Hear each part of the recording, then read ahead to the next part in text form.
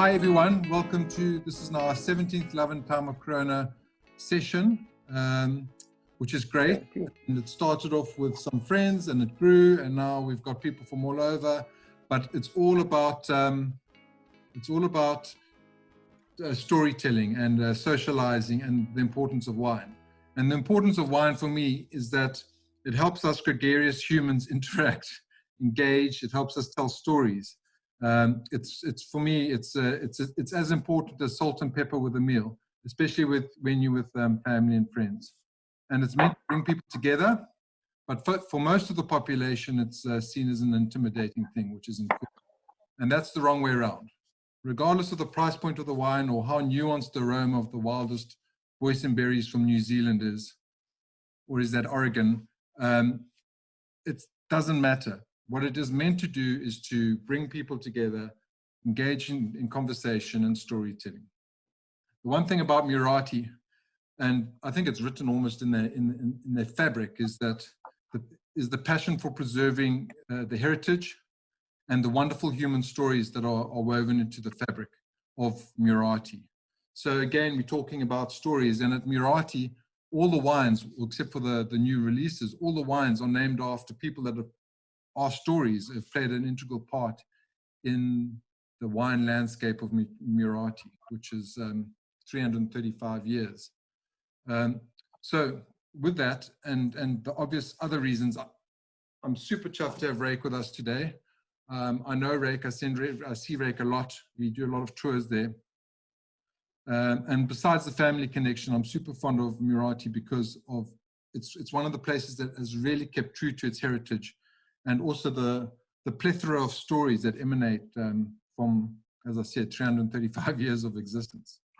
You know, when I came back from London, I popped into Muratie to say hi, and I walked into the house and I got a quick hug, and Rijk wasn't there, I don't think. And Kim said, no, listen, she's super busy. She's making a big meal for a whole bunch of Europeans, but she's got to dash out. Do I know how to cook a pork belly? And with that, she gave me some salt. She says, just salt it and stick it in the oven and I'll be back. And so I was in a house that I didn't know, cooking a pork belly, which was probably the first time I've ever done that, for very important exclusive guests that were coming in about an hour. I ended up staying for lunch, and it was one of the better lunches I've ever had.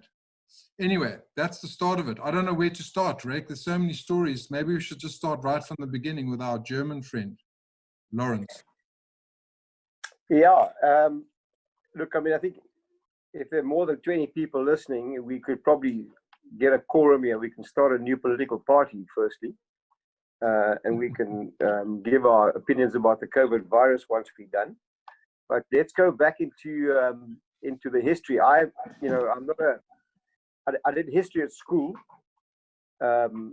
and loved it very much. So I was very, very happy when I fell into this wine tank at Muratie because of the steep history that we have here. So, and I tell these stories time and again. And the strange thing is, I never get tired of it because it's not like it's a script I have to read, a Hollywood script. The fact is that all the stories are true.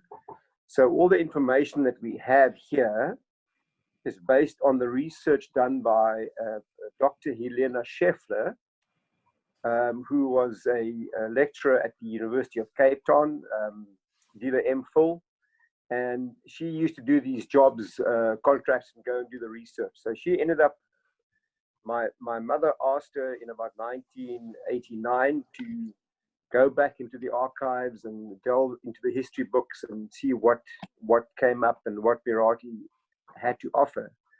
And we were really gobsmacked by the rich, the wealth, and the fact that, as I'll carry on, that some of my ancestors lived here as well. So the short history lecture of the Cape, we all know, I always tell the people it's amazing. You know, at school I was taught the history of Jan van Riebeeck, the hero, arriving here in 1652 with these three little ships, the Dromedaris, the Reiger, and the Goede Hoop.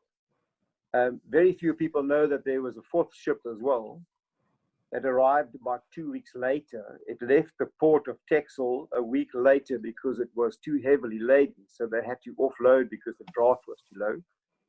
So the first two vessels arrived here in 1652, I think 3rd of April. On the way down, I think they lost about 6 or 8 people.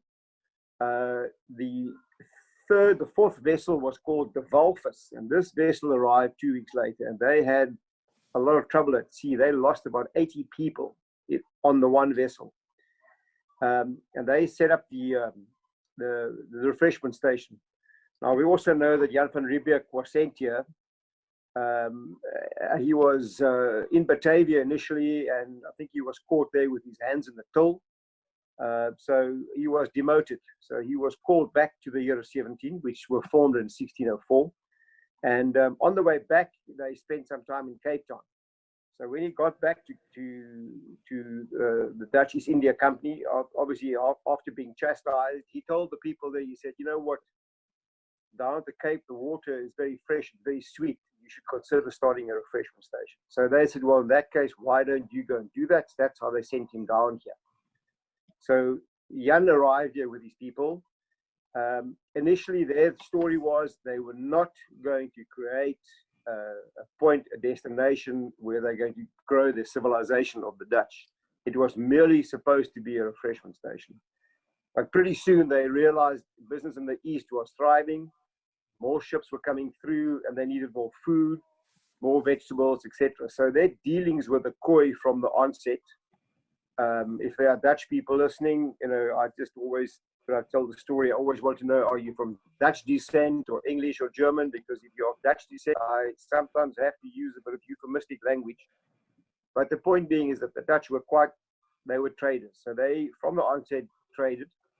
They traded with the Khoi. They got cattle from them, oxen from them, in bartering with tobacco, brandy.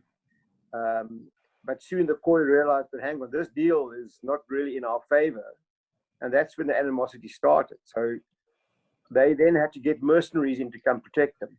Now, this is where our story starts, because one of the first mercenaries that arrived here, a whole lot of Germans arrived here as mercenaries. This guy, his name was Laurens Kamfer. And he came down to the Cape as a mercenary. He came from an area called Muratie in Pommern in Germany, which was the low-lying areas, and arrived here and was sent to the barracks, and there he became a soldier protecting the castle, basically. Now, in the next chapter, in the meantime, in 1658, the Dutch realized that their people were not enough here to sustain the vegetation, to grow the vegetables, etc. So they did revert. They first tried to deal with the Khoi. Khoi were quite Rastafari, very relaxed, didn't really believe in a solid place of abode. So they were traveling along the coast following their cattle. So they had to revert to slavery.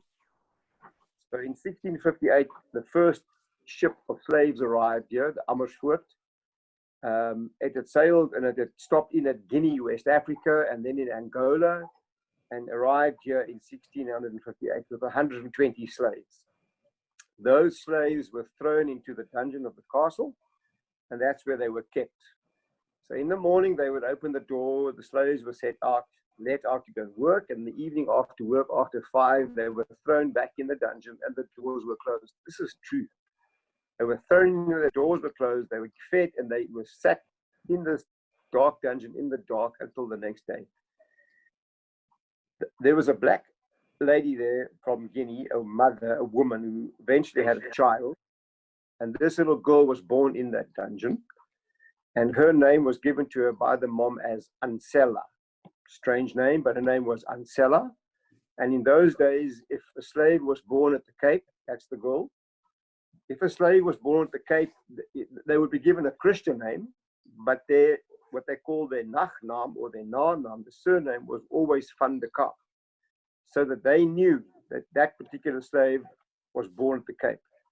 If they imported the slave from Bengala or somewhere like that, or Java, then the surname would always be van Java or from Bengala, so they knew where the slaves came from. So this little girl, Ansela, was staying with her mother.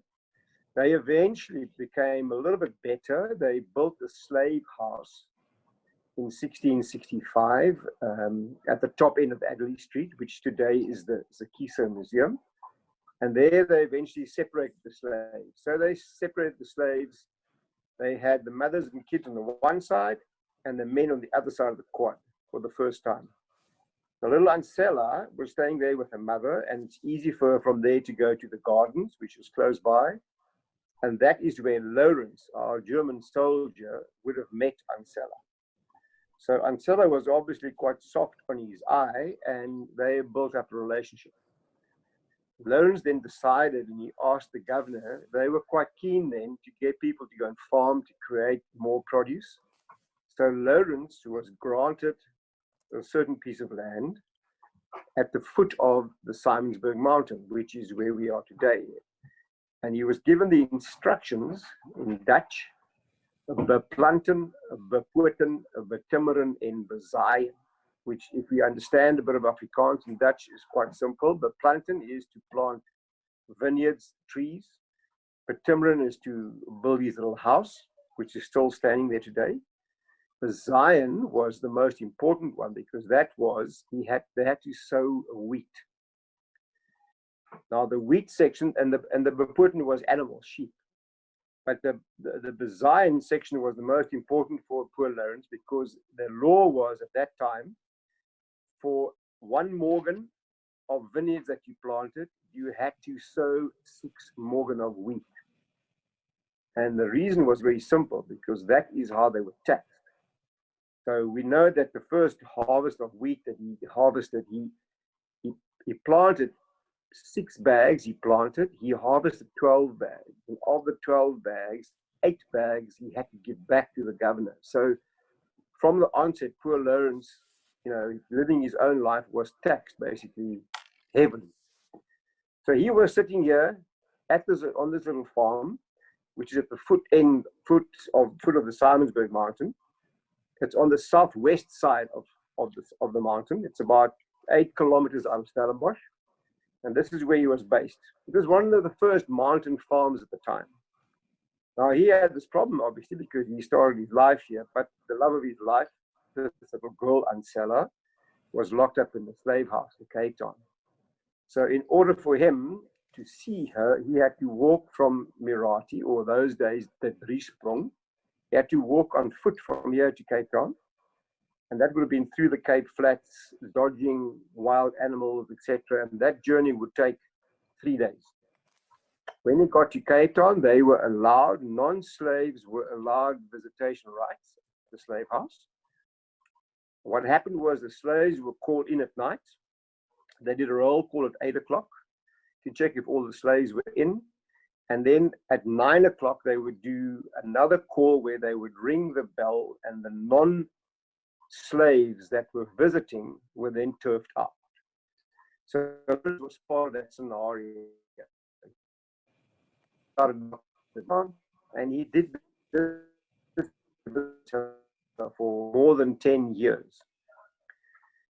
What happened was that because of the slaves were, being used as instruments of labor, really, things were not very, very comfortable with them. Word got to the Dutch East India Company and told them that the conditions were really, really bad. And they sent a guy down here called Commissaris van der Rede. Commissaris van der Rede, after 1665, said to the people that all slaves born at the Cape should be christened. And that is mandatory. But in Ansela's time, when she arrived, it was not mandatory. So Ansela obviously tried her best. She wanted to be emancipated. So she went to the governor and they gave her 3 instructions. The first was she had to be a Christian. Secondly, she had to speak fluent Dutch. And thirdly, she had to prove to the governor that she would have been financially independent. So she managed to get herself christened on the 19th of June in 1699. She could speak fluent Dutch, and Laurens Kamfer basically stood surety for her by saying he would marry her and give her the support that they expected. So she was emancipated on the 28th of June in the year 1695, I beg your pardon. And Laurens trekked through from Muratie, Driesprong, Stellenbosch, all the way to Cape Town on ox wagon. and brought Ansela back to what that time was called the Driesprong. And she had the 3 children in tow called Cornelius, Jacoba, and Acheniki.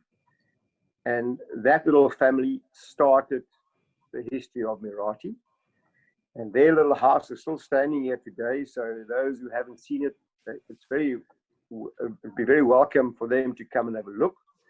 Today, it's a little art gallery that's curated by my cousin who supports local South African artists. And she has regular exhibitions there. It's well worth a visit to come and look. Rijk, so that's where Laurens and Ansela start. Rijk, just on that, just 2 things on that. So yeah, the 35 odd K walk, it wasn't a highway trip, and he wasn't rich, so he didn't have a horse. So he had to. No, he was very on foot. On foot, and he had to do that walk, and he did it once a month. That's what he did, huh? Your sound's a little bit bad, Rijk. It keeps on coming and going sometimes. I don't know. Can you hear me? I can hear you very well, yeah. Okay. And then the other thing is that in 1699, when Ansela was released and she came back, had a nice house, they planted a little love fern. And you know what love fern is? You as a couple, you plant this plant, and if it survives, you survive. If it dies, it means that you don't really care for it and you don't care for the relationship and all those good things. Anyway, if you go outside the winery, there's a huge oak tree there. And that was the acorn that they planted. Yeah, no, they obviously, as I said earlier, the instructions from the governor at the time, the beplanten and bepoorten, betimeren, besign, the beplanten section was oak tree and in besign was vineyard, so and wheat. But the tree, yeah, we've got about 4 or 5 of these trees sort of in the quad here, which are still magnificent. They are probably 300 years old today. They are actually national treasures, really. Every day I walk out, I go up to the cellar, I actually walk past this tree. I mean, it's really magnificent, yeah. Rijk, so you've got 2 wines. You've got the Laurens Kampfer, because the wines are named after people, after this German soldier. And then your flagship wine, or your Bordeaux blend, this one I've got here, is named after Ansela. And there you can see Ansela. This is the 2015, Rijk, so it's pretty nice. That's a 5-star Beckler wine. That's why it's nice. Yeah, cool. So yeah, I don't want to interrupt your flow, but I am going to just come in every now and then. So after Ansela, then yeah, there was a lot of, during that time. It's quite interesting. I mean, the Cape was just developing. The Laurens Kampfer was in 1701. They came and did an inventory here on. They did it on a regular basis, and in the archive, the inventory showed that he had 1 cow. He possessed what they called a snaphaan, which in English would be a blunderbuster, an old rifle. And he possessed a dolk, which would be in the bayonet. And that was his princely possessions. Okay, so they were really, very poor. And Laurens eventually passed away in the year 1715. His son Cornelius and Ansela carried on farming. So Ansela was one of the first women in the top 5 females that actually owned and ran and had a freehold farm in the country. We also know of Moya Ansela, who was married to Olof Berg, who was connected to Groot Constantia. Olof Berg after the brandy. Yeah, yeah. But our Ansela from 1750 and 1735 was in charge of this little estate or farm, whatever you may call it at that time. And then in 1735, she sold the farm for the princely sum of 2,500 Dutch gulden. And to put that in perspective, a mercenary at that time would be earning 25 Dutch gulden a year. So, you know, I think she did quite well for herself, you know, from being a slave to the day she sold. And then they moved off the farm and the Kamfers left. And we know that the son Cornelius became friendly with a guy called Besbier, who was quite a revolutionary French, as sometimes they are, thinker. And this guy, Besbier, was not happy with the current situation at the Cape. And eventually there was money put on his head. And Cornelius was supporting him. So they eventually caught all of them. Cornelius turned state witness, but poor Mr. Besbier was hung, drawn, and quartered. And parts of his body was put on stakes around the perimeter of the greater Cape Town area to serve as a deterrent to the people not to mess with the Dutch gouverneur. I mean, it was hectic. So that's when they left. And then there were one or two owners that came along. And then the next interesting section for us is in the year 1735, when the Melk family came to Muratie the first time. That's how you and I know each other, through that guy. Yeah, so that's how we know each other. Yeah. So they must not, your friends and listeners must not think that this is insider trading. The fact that you and I are talking together and they are just happen to be part of it, you know. This is not insider trading. No, I phoned up your PA and I got an appointment, and yeah. Anyway, my mouth was getting dry, so I have to drink. I don't know if your other friends are drinking, but I just have to have a sip of Laurens Comfort. You have red out. Just while we were on Laurens Comfort, so Laurens Comfort is a white blend, just to bring it back to the wine. Yeah. You can tell me all the varieties, but it won best white blend, and it goes very well with food, and it's a stalwart of a wine. It's amazing. Yeah, this is it's a blend. It's a Chenin Blanc driven blend. Blend Chenin Sauvignon Blanc, and then there's a little touch of Viognier, about 3% Viognier. It's all Bavarin, 40% Muratie. So all varietal, hand-picked, ag-pressed, free-run juice, separate into their own barrels. Natural fermentation. We go through the second fermentation called malolactic. We stop it after 40% so we can get a bit of freshness. It rests in older barrels for a period of 10 months. And then we play around with the components until we decide which blending is best proportions, and that we bottle. So it's a very gentle wine as far as there's no intervention here. We really handle it as naturally as possible. But it's a wine that you can really serve with great confidence. If you are serving a meal, you can drink and quaff it, but it really comes to the fore if you serve it with a dish, something spicy, maybe a Thai dish or a curry. It's really versatile with that. It loves spicy food. And on the back of each label, you will notice there's a little icon. So here, in this case, is a heart, the same as the Ansela. Because this is the love story, the story between Laurens Comfort and Ansela. So our little motto, what we say is, every wine tells a story, and you can see the icon on the back of the label. So Laurens is a lovely wine, love it, it's beautiful. And to partner the Laurens on the red, we use the Ansela van der Caab, because those were the two founder people of Muratie, and their story is such a beautiful story. So Martin arrived. That's the basis of, just to put into perspective, Martin arrived in 1700s. I'm 8th generation. I think Rijk's probably 5th or 4th generation.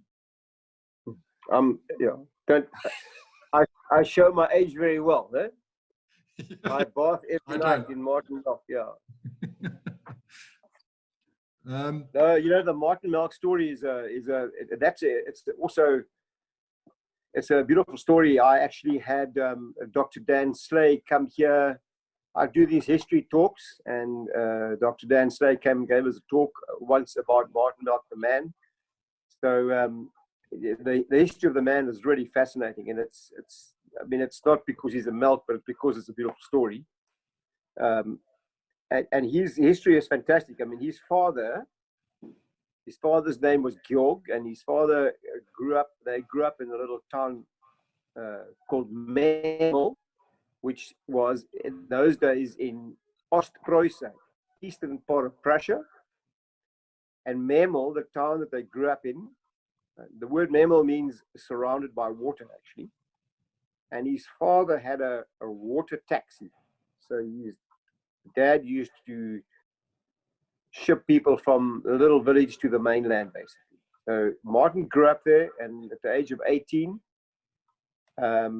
went off and started to be a carpenter, and then realized that Prussia had just come out of that big 30-year war, and everybody was depressed and poor, and they were taxed because they had to pay tax for the last 30 years, the war that old Frederick the Great had done. And he decided, no, he was going to seek fame and fortune. At that time, the Dutch were obviously recruiting heavily for people to come to the Cape. And he went off and he signed up in the little port of, he went from Riga, which is on the Baltic coast. He sailed to Texel. There he signed up with the Dutch East India Company as a deckhand, and he worked his way down to the Cape, sailed down to the Cape as a deckhand. He worked on the vessel, so he didn't pay for his passage. The problem with that was that when they got to the Cape, which he did in September in 1746, they actually docked in Simonstown, because more towards the winter, the Dutch sent their vessels to Simonstown because of the more prevailing northwesterlies. So they docked at Simonstown, and these deckhands were immediately marched from Simonstown over Caab, over Muizenberg, actually, over the ridge to the castle, where they were signed in as soldiers, because that's how they got here. They were in the employ of the governor. In Martin's case, they had enough soldiers in the barracks, so he was farmed out as a laborer for the governor. So the governor could send these people out, and you could, like, if I was on the farm, I could get, say, 10 or 12 of these men to work for me, but I would pay the governor for their services. And that is what happened to him. So he worked at various farms. The people soon realized that this guy was talented, very gifted, particularly with water. So they used him, for instance, to reclaim a lot of land. For instance, if you go to the Somerset West Mall and you drive around the back, you'll still see there's a sign that says Melkgracht. That whole area there was a vlei, was a lagoon, marsh. And Martin, with his skill, he basically dug the dikes there to dry up the land there. So it's still called Melkgracht. So he was very involved with that. And I think one of the first ecological disasters in our country, or in Stellenbosch that matter, Martin played a big role in that. I'm not saying that with a lot of pride, but that's what happened those days. What had happened was, in 1679, when they started Stellenbosch with old Simon van der Stel, they had to build an office for the Heemraden, for the big boys to meet and to discuss Stellenbosch, the municipality. But they did not realize that the Eersterivier was the fastest flowing river in the Cape. So often this river would overflow its banks if it was severe winter rains. And then their office would be surrounded by water. It would be flooded. They couldn't get to their office because it was built on the banks of the river. So they got Martin in to reroute the flow of the Eerste River. Can you believe it? So Martin went and he actually just redirected the flow of the Eerste River so that the Heemraden could sit in their council, and they got some more land there where they could grow vegetables and fruit. So he was good at that. His luck turned when he was working for a very big farmer who owned Elsenburg, which today is the agricultural and the wine college for the students. He worked for the owner of the farm, and the owner passed away. And he made his luck by marrying the widow. Her name was Anna Margarita Hop. So he married her. And so overnight, he became the owner of Elsenburg, from being a laborer to becoming the owner of Elsenburg. And from that day on, his skill and savvy knew no bounds. Shortly after that, by the year 1763, when he bought Muratie, he was the owner of all the farms around here. So if you have any idea of the Simonsberg Mountain, from Elsenburg, across the R44, Uitkyk, Kanonkop, Muratie, Knorroek, he owned all of this. He owned the farm, the Watergang, on the edge of periphery of Stellenbosch. He had 10 farms at the time. He leased another 5 or 6. And he was the wealthiest man at the Cape, definitely at the time. He was immensely wealthy. And his biggest worry at the time or concern was that he was Lutheran. He was not of the Dutch Gereformeerde faith. And we know at that time the Dutch who were ruling the Cape, there was a law that there was no other faith allowed here but the Dutch religion. So Martin, because he was a big trader, had built himself a townhouse in Cape Town on Strand Street, which was on the water's edge, and all his proviant that he grew and made, he shipped there, and he sold to the ships there. So not only did he own that house, but he also owned, he had the license, he had the liquor license, what they call the Taphuis licensie. I mean, he was very smart. He owned all the licenses to sell booze in Cape Town. So he was really, really wealthy. Now, what happened was all the Germans that were at the Cape would then come to his store, his skier, his store on a Saturday afternoon after business. And these Lutherans would then have their church service. So they had their hidden church or scale kerk in his barn. And he was the one who was very instrumental in convincing the Dutch governor to eventually allow them to build the first Lutheran church. He donated a huge amount of money to the church, and that church is still standing today on Strand Street next to the Martin Milk House. And it's well worth a visit one day just to go in there and to have a look. It's really interesting. And the Dutch were really clever, because I went and spoke to the curator there. The reason was, at that time, there were more German-speaking people in the Cape than there were Dutch-speaking people.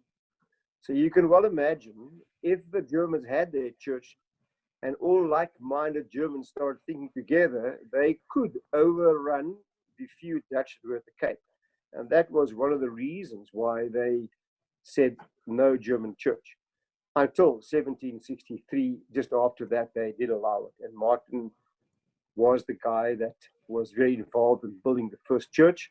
So I make a Cabernet Sauvignon that's named in memory of Martin. And the back label is a cross. So it's like a little cross on the back, and then there's a little story about Martin and his love for the church, and obviously eventually when he bought Muratie and he gave it to his daughter Anna Katerina, who then married. And Martin allowed the wedding of his daughter Anna Katerina, she was quite young, to a guy with the surname of Beyers.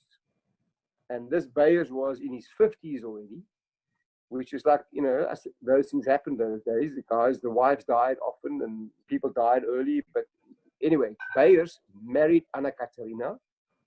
And Martin was quite happy with this because this Beyers fellow was a very staunch Lutheran. So he gave the wedding his blessing. And Anna Katerina and the Beyers guy, they then owned Uitkyk, Muratie, and Knorroek. They built new house, at that time, 17, what was that now? Just later, in the early 1800s, the Bayers built this house of Muratie, whereas the house of Ansela stands a little bit further back to the east. So Anna Katerina and the Bayers moved to Uitkyk, and that's where they lived. And then their son came and lived on Muratie. So the Mel 120 years. It was quite a while, over 120 years, yeah. Cool. So we sometimes, not always, but Rick, sometimes your sound goes a little bit bad, but it's 99%. It's good. So just thought I'd say that. Before we get into the next story, I forgot to introduce you. So I'm going to bring in some of this so that we can break up the history with a little bit of more stories. And you look quite rock and roll. You were the doctor in Stellenbosch. Everyone knows you, and you know everyone. And you love music, you love motorbikes, and you love rock and roll. That's about sums it up, eh? And then mountain biking and wine, and your wife and your dogs, who are all named after rock and roll. Yeah, no, look, I mean, it all comes from my days at university. I had some very good friends. And sadly, so I didn't play in the band myself, but my friends had a band called Slap and Tickle. So as a student, I was the roadie, I was the doorman. So we used to go on tour, and those days, I mean, I'm dating myself, but early 80s, going up the coast was the big thing to do. And Mossel Bay, funnily enough, was a very popular spot, and there was a hotel called the Bucker, the Santos Hotel, and that's where we spent our times.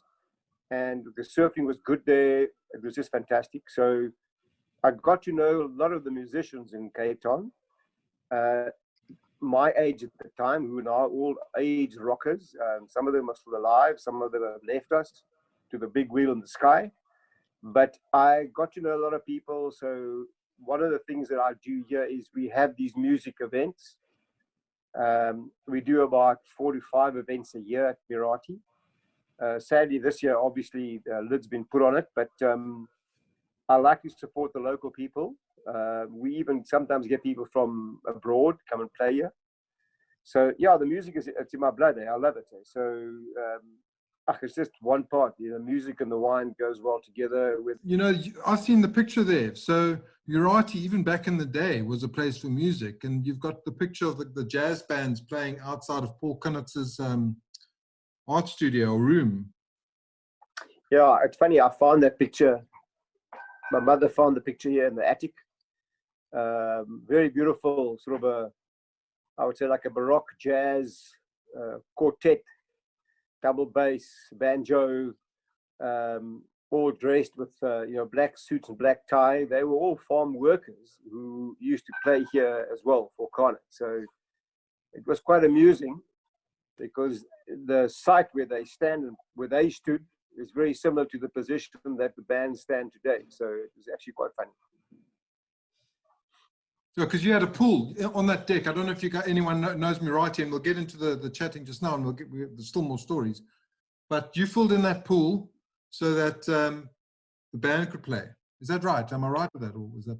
Yeah. There used to be a pool. Let's call it a farm dam that George Paul Collins had built. That he would fill up with water from his dam.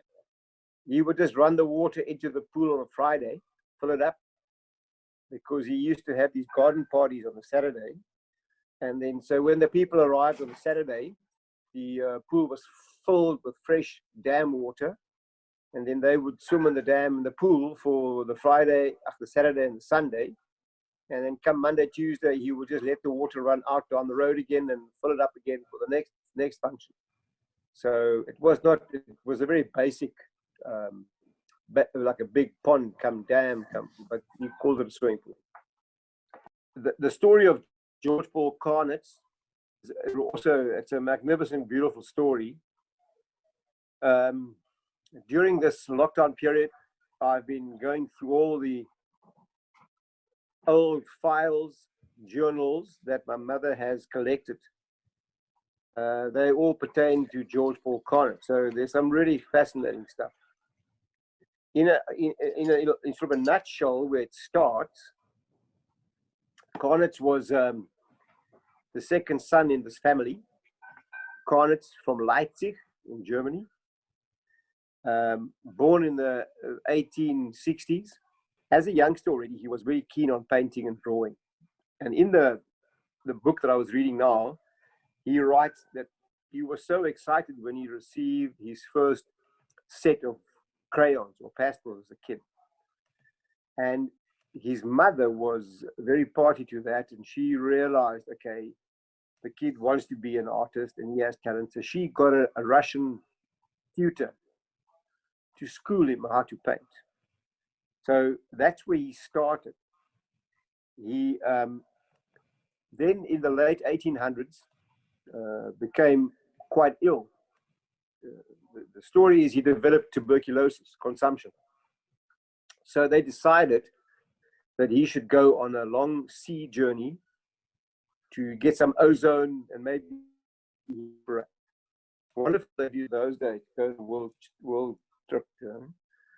Anyway, so he set sail, but when they came off the coast of Deutsch West Africa, Namibia, he wasn't doing too well. So the ship docked at Lüderitz, and they went in and they dropped him off.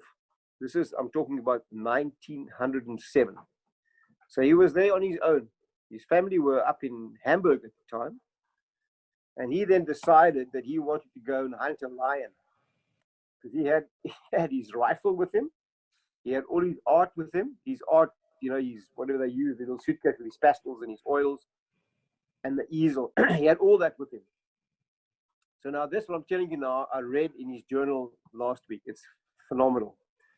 He writes there, he writes in the first person, where he then decides he's now going to go and shoot a lion.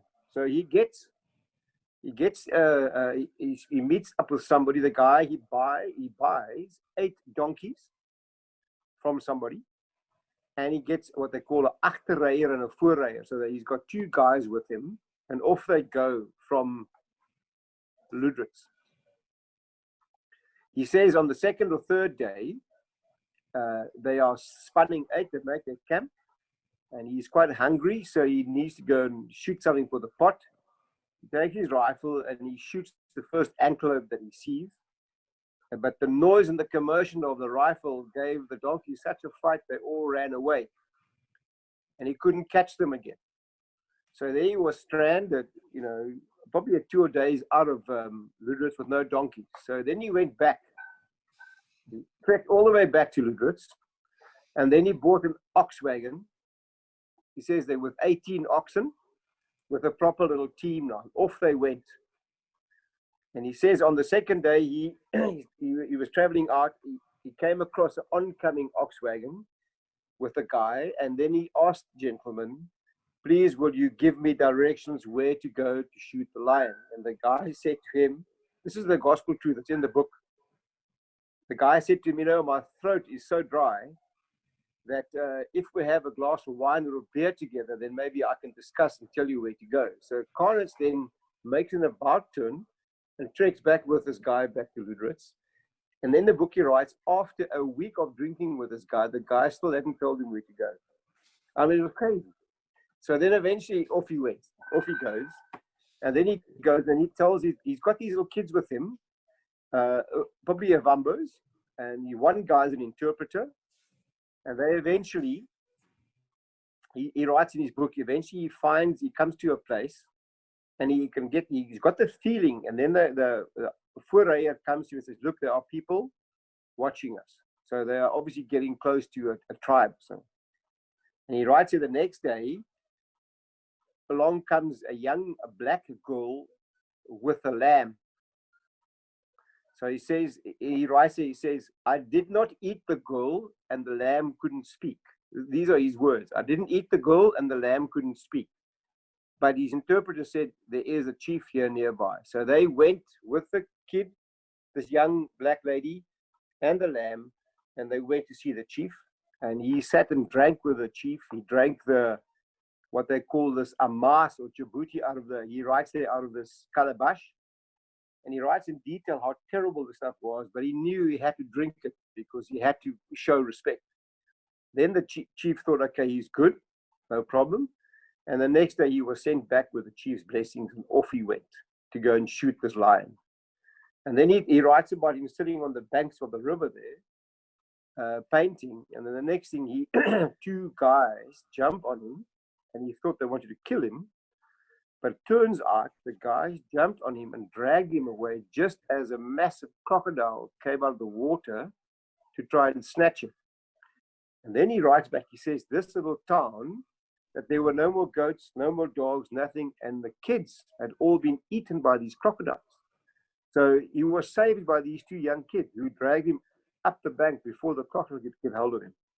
So he did all this, it's all written in the book. Then he comes back to Ludwitz. Then his wife arrives there, and then they come down to Stellenbosch. So in 1924, he is now the first part-time art teacher at the University of Stellenbosch.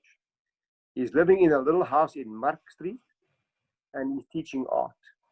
Now the story becomes interesting because you must remember at that time, Abraham Perrault comes into the equation. Abraham Perrault, our doyen of the wine industry. And Abraham Perrault was, I always thought he was German. He wasn't German. He married a German lady when he was sent to Germany by the government. And he came back with this lady. And now because Abraham Perrault could speak English, Afrikaans, French, Portuguese, and Spanish. And obviously German. So he got to know George Paul Carnitz. And Carnitz then one day was invited to come for a braai at the farm called Knorroek. And he went to Knorroek, and Mr. van Niekerk was the owner. And he, in his book, he writes there, he says, Mr. van Niekerk, he told Mr. van Niekerk he really loved the oak trees on the farm Knorroek. And Mr. van Niekerk said to him, if you want to see bigger and more beautiful trees, just go up the road to Muratie, have a look at them. So he and Annemie's daughter that day rode on horseback up to Muratie. Here they found the love fern that you were talking about and a few other big trees. And they met up with the owner. And Carnitz told the owner, he said he loved this place. He really loved the energy and he would love to live here. So the old man said to him, the owner said, look, it's not for sale, but I will keep you in mind. 4 months later, the old man goes to Carnitz in Stellenbosch and says to him, look, I've now become an elder in the church in Stellenbosch. I need to be closer to my congregation. And for that reason, I will be selling Muratie. And this is my price. So Carnitz then said, you know, it's a little bit steep for me, but let me think about it. So in 1926, he bought the farm, but with a partner.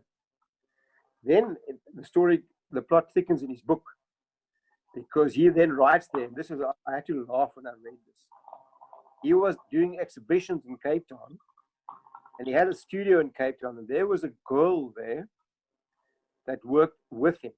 And this girl said to him, I'll tell you what we'll do. Why don't you paint me like I'm in the Garden of Eden? In other words, completely naked, and use me as the model and make this painting quite a outspoken, provocative painting, and use that as your opening painting for your exhibition. So what happened was, he did that, and she said to him she wanted 10% of the commissions of the sale of the work.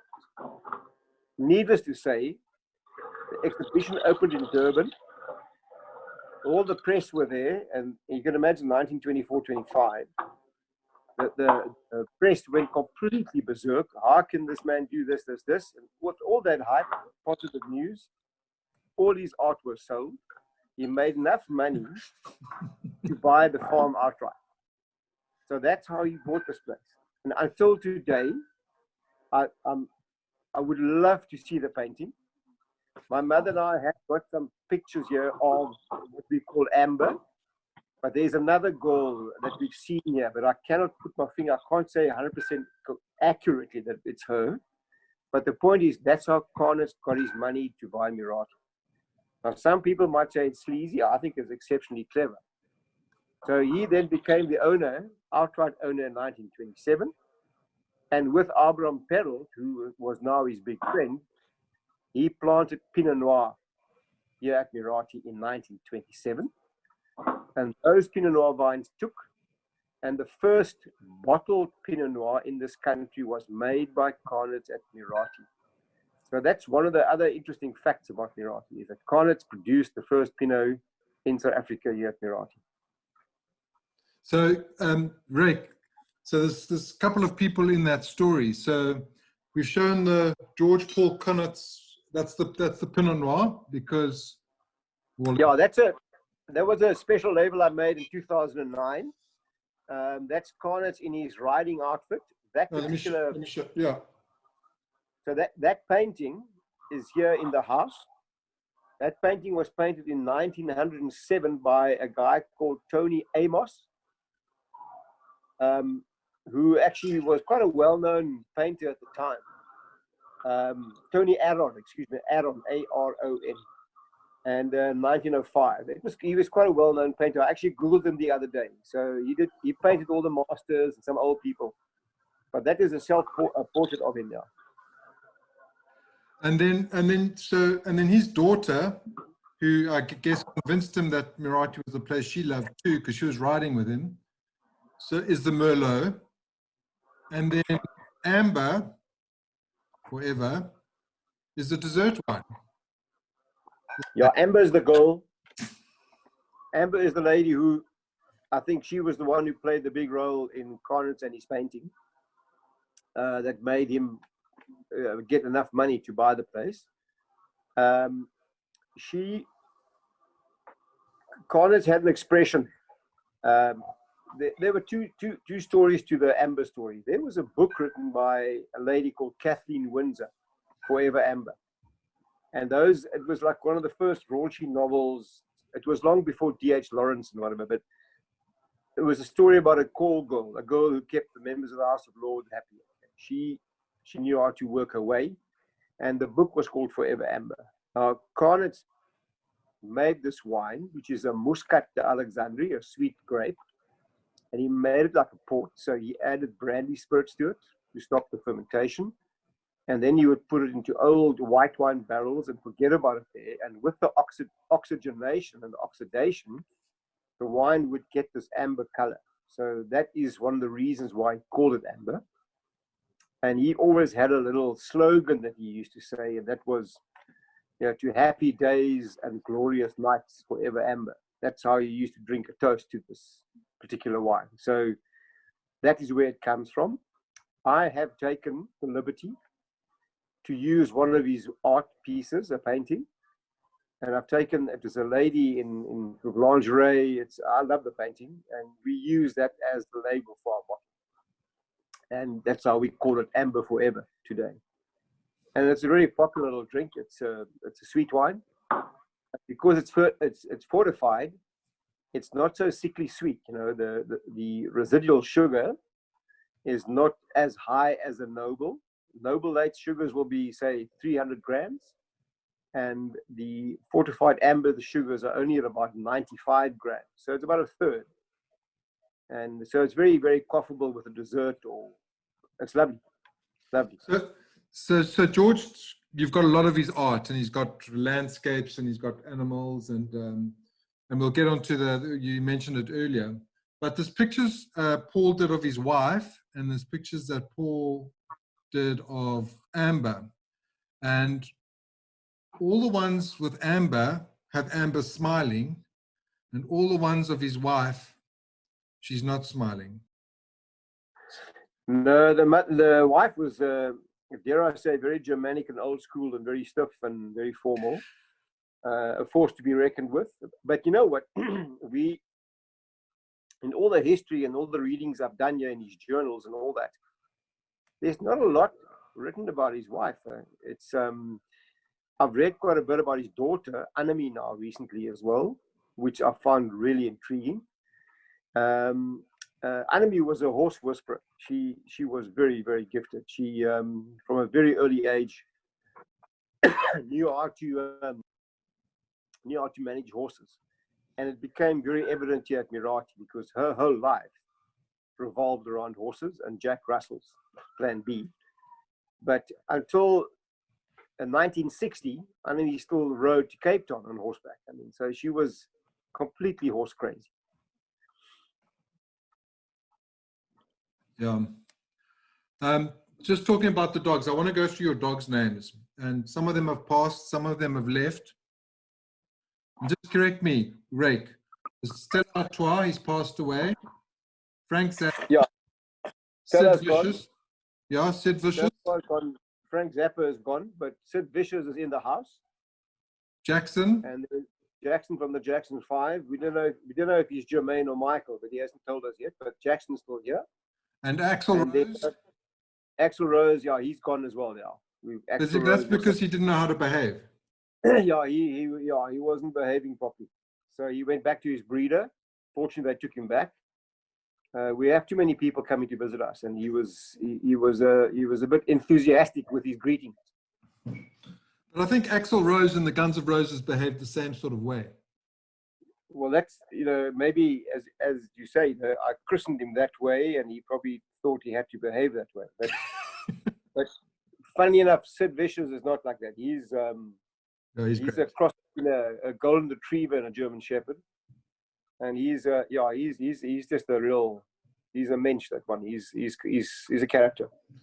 I was just doing some reading up, and I don't know if it was Hutting who said it, or someone said it in an interview where Sid Vicious and Jackson, he feels that they sit there and they look at each other and they say, what should we do now? Should we, and they sort of say, yeah, let's go for a walk. And then they sort of just go up the Siemensberg mountain and go explore for days. And then they come back. And they did that when they were younger. If it was raining, if there was a bit of moisture in the air, it's exactly what they did. They would go and traipse. I mean, they kept me really busy sometimes late at night looking for them, but they would come home. But they don't do it so much now anymore. They've got a bit older now. But they did exactly what they did. The two of them would check each other out and then say, okay, are we going north? Are we going east? Are we going west? And then they would go. Often coming back with a porcupine quill stuck in their face or their chest or whatever. But that's what I had to deal with. Yeah. There's a lovely sign in the tasting room. And guys, if you haven't gone to the tasting room, that's a bloody story in itself. There's a calendar on the wall there. I think it says 1977 or 1974. And that shows the last time the cobwebs were cleaned. And I think it's to pay tribute, to keep everything authentic and in its state. And we'll go on to that, I guess, now when Alberta sold to Ronnie. But there's a little chair there. And on the chair it says, please don't touch Jackson if he's sleeping. And it's kind of like that, does your dog bite? Have you seen that, what's his name? He goes up to the guy and goes, does your dog bite? And he goes, no, my dog. Peter Sellers. No, Peter Sellers. So the guy touches the dog and the dog bites him. And he says, I thought you said your dog doesn't bite. And he said, it's not my dog. But on this chair, if Jackson's lying there, don't touch Jackson because he might bite. Yeah. No, we've put a sign there. So you would definitely stay away from him, man. But Jackson he's earned some respect. I mean, he's been around and he knows. Yeah, well, I've got a friend who Jackson's name is now changed. He's a bit like the Joseph Conrad novel now called The Heart of Darkness. The movie Apocalypse Now is based on the book The Heart of Darkness. So Jackson is now called The Heart of Darkness.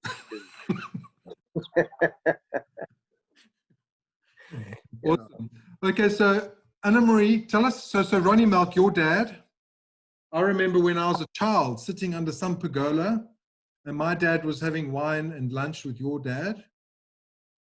And I always remember from my father telling me that Ronnie, and he's stocked up with all the Chateau Libertas, He said that was the best wine you could buy. And in those days, it was Caab Sav and it was Cinsault.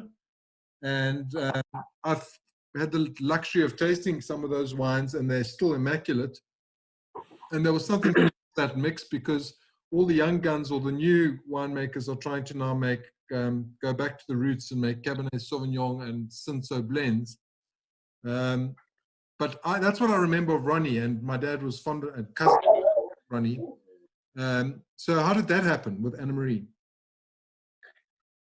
Well, I mean, Conrad's passed away in 1958, and then Anne was the only surviving next of kin, so she took over the running of Muratie. She obviously was quite close to her father, in that she didn't want things to change. She wanted things to stay the same way in which her father had farmed, etc. So that's one of the reasons why Muratie sort of was kept in this little time warp, so to speak. In that time, in the late 50s, actually early 60s, my dad was a young winemaker working initially at Lanzerac, and then he was picked up there by Mr. Bill Winshaw, who offered him a job at Stellenbosch Farmers Winery. I remember my dad saying to me that he was never ever issued a formal contract at all. Bill Winshaw came into Lanzerac and said, "Do you want to work for us?" And my dad said, well, long story short, my dad went to Stellenbosch Farmers Winery with no contract, nothing. And as a young winemaker, they would buy grapes from various farms, and one of the farms was Muratie. So he would come here and then meet up with Annemie and sit on her stoop and discuss her grapes, etc. So he knew her and she knew him, and many years they had a business relationship. And so Annemie knew that the Melks had lived here before. And so when she turned 79, she then got hold of my father. At that time, she had quite a few suitors knocking on her door wanting to buy Muratie, because they were very much aware of the terroir, the quality soil, and the history and all that. And her being, I think she was 4'9" and feisty, she had made a mind that it should go back to the Melk family. And then she phoned my father and said to him, "Look, you need to take it back. And we will sell it to you on the proviso that you will continue and run it in the way that they had done it." So in other words, keep it real, keep it traditional, and embrace the nature of this place. And my father and my mother obviously were only too keen to honor that. And that's how my father bought it back in the end of 1987. And so we came back, the circle, the wheel turned in the end of October 87, Melks came back to Muratie. The deal was that she would stay in the manor house and she could continue living here as long as she felt safe and she was of sound mind and physical ability. And then the story sort of suddenly changed in 1988. My dad fell ill while I was working overseas as a doctor in England, and he fell ill in about middle of January that year. And so I flew back in February and got stuck into the cellar because there was nobody here to work in the cellar. So myself and a very old winemaker called Christo Harrer did our first vintage in 1988 in very trying conditions, very basic cellar facilities. I was under the impression we were making absolute winning wines, but tasting the wines 5 years down the line, I was very convinced those wines were made for hand-to-hand combat and nothing else. But the wines improved, so I still have a few of those blue labels. I gave them to all my friends in the 80s, early 90s. And if I still see my friends and they haul out this blue label, I'm too embarrassed to drink it with them. So I always tell them, it's such a great wine, I suggest they drink it with their other better friends. So I don't have to make any excuses. But we've come a long way. I mean, from then on, those days, the tanks were open fermenters. These tanks were at that time state-of-the-art tanks that the design was a French design that the French used in Algeria because they were making wine there. And these open tanks were built here by Roberto Moni back in the 40s, that was cutting edge at the time. Subsequently, we have now changed it. We use a lot of, I built more open fermenters, but with different specifications, with cooling. And we have other big concrete tanks, and we have stainless steel. So I still combine the old and the new because I think it works for us. So we've changed a few things in the cellar. Sadly, obviously my dad and them had to do a new replanting program, which meant that there were a lot of old vines were sacrificed to fit into the new program. Fortunately, I was lucky enough to keep out 2 blocks. These 2 blocks were all planted in 1977, and those 2 blocks are used now as part of the old vine series, which is slowly but surely it's becoming quite interesting. But I've been making old vine wines from those vines from about 1995 already, actually. And that's the Ronnie Milk family selection Syrah. And then we make a very limited amount of port called the Senator from that. Okay, Rijk, I know that we can go on for hours, but I think let's open it up. Anyone want to ask Rijk questions? I can't remember, Rijk, what was the story of that chandelier in your cellar? I always admire it when I'm there, and I always forget the story. Which one in the working cellar? Yeah. Yeah, no, that's just my wacky side. I just it's a long story, but my wife got it's a long story. We met somebody who was a Scottish guy who was in the oil business, and he told my wife for his son's 21st, so they had a warehouse, a barn somewhere in Scotland, and they wanted to dress it up, and he went and bought some chandeliers on Alibaba. Can you believe it or not? So my wife came home and she went onto Alibaba and she bought 2 of these chandeliers. So and so I hung one up in the cellar because, you know, I never know. Maybe one day the Kardashians might walk in there. We have to be ready, you know? And it's just, you know, typical me, I put it there, hung it in the middle of the cellar. And every time that we bottle, we've got this big mobile truck that comes in. And the truck has to drive in, and I promise you, it's 5 millimeters away from the truck's head. So it just fits in there. But yeah, that's my piece I put in there, and it irritates the winemaker immensely. But anyway. But also because, you know, there's a lot of people that come visit Muratie, and we do a lot of tours there. And the number one question isn't, oh, how did you make this delicious wine? It's, oh, what's the chandelier? Yeah.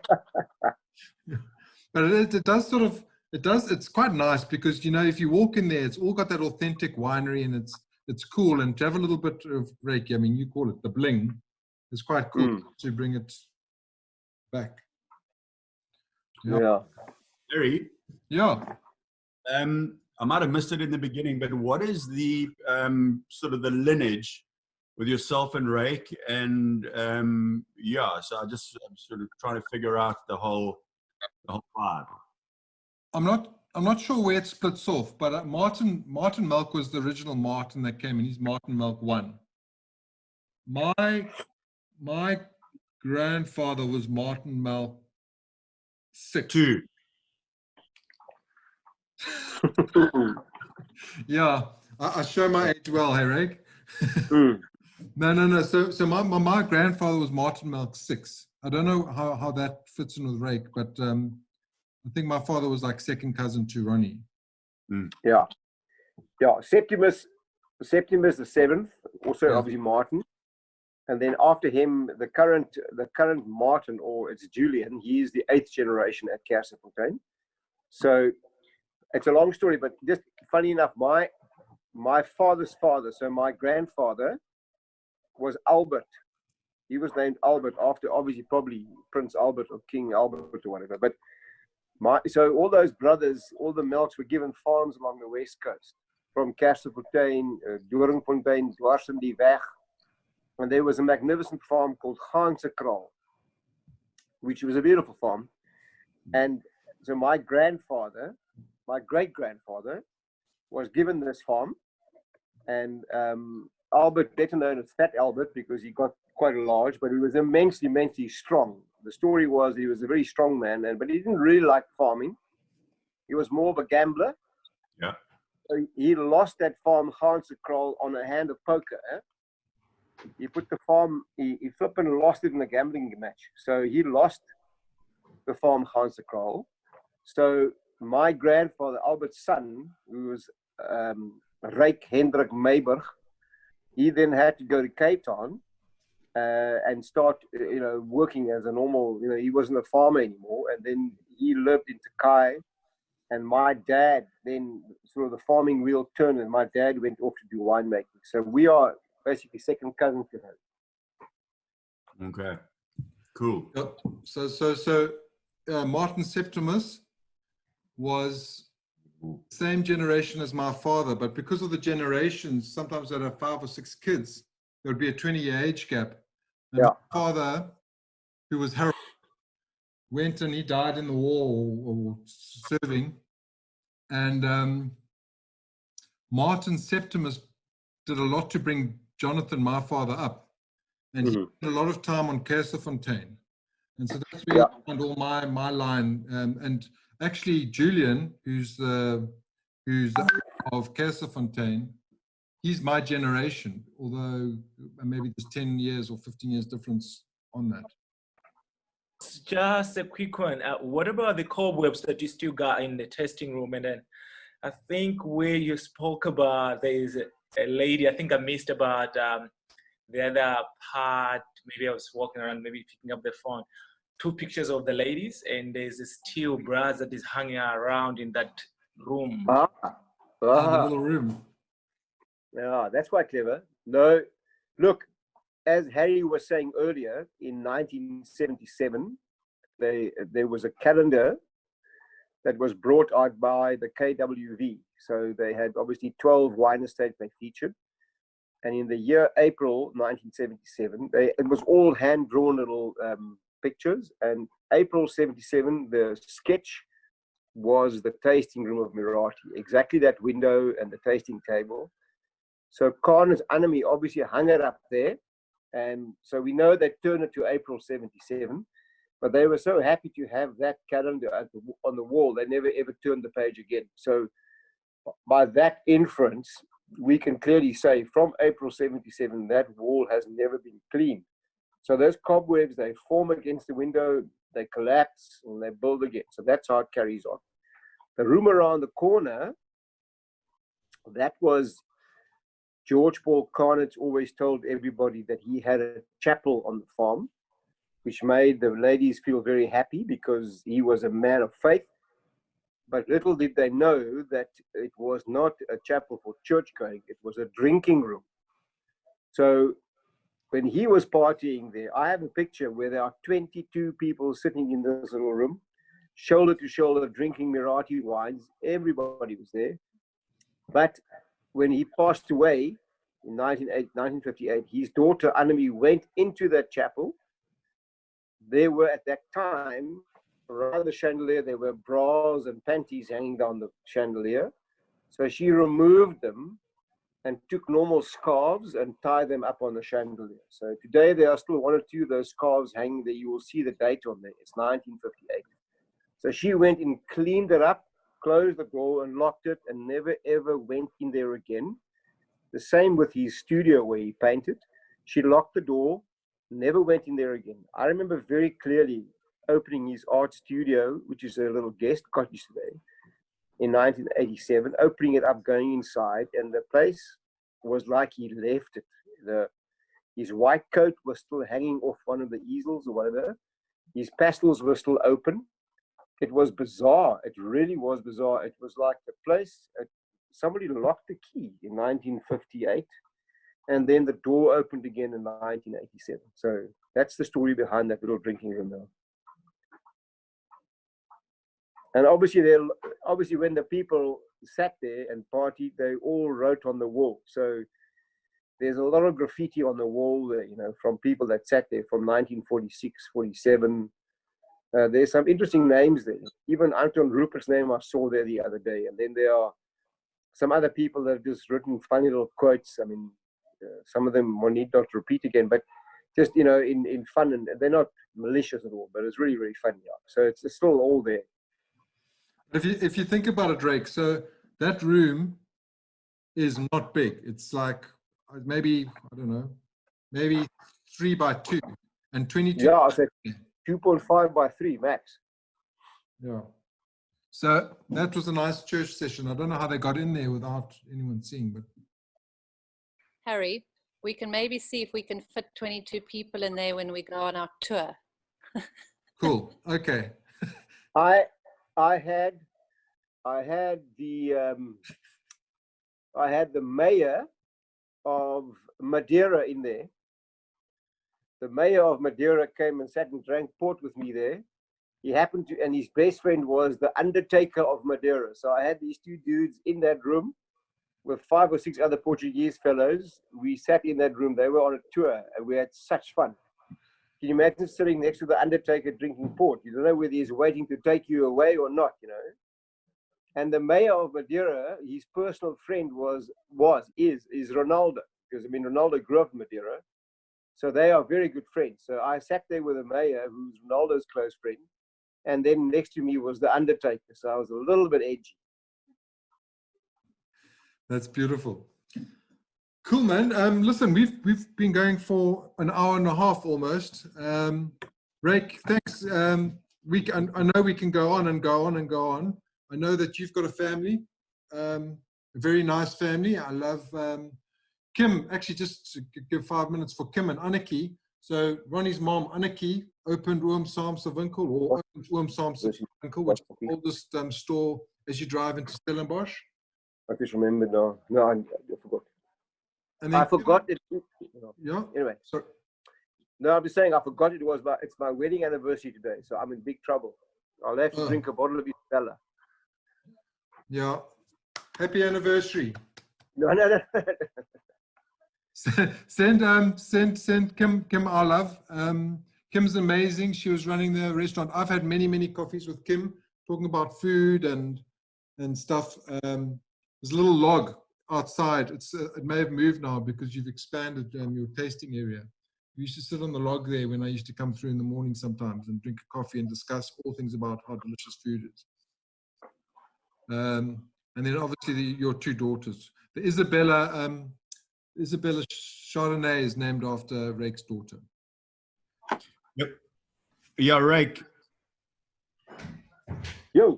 Thanks so much. It was really cool because we're just trying to figure out old Harry, our host, and it's really nice to hear these stories. It was a fantastic couple of hours. Thank you. Yeah, it's a pleasure. Always welcome. Yeah, thanks for not telling the stories about me, Rijk. Yeah. Look, I mean, you know, I'm a nice guy, yeah.